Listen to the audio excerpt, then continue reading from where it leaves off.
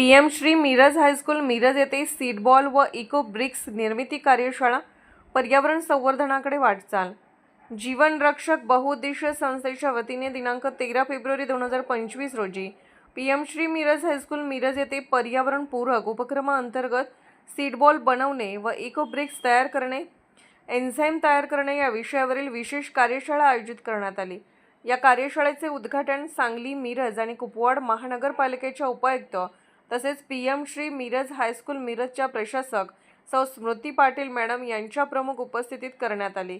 याप्रसंगी शाळेचे मुख्याध्यापक श्री राजेंद्र नागरगोजे सर, जीवन रक्षक बहुउद्देशीय संस्थेचे अध्यक्ष श्री सुधीर गोरे सर, उपाध्यक्ष श्री राकेश तामगावे सर, हरित सेना विभाग प्रमुख Shri V Pawar sir, Gadkari sir तसेच शाळेतील सर्व शिक्षक वृंद उपस्थित होते।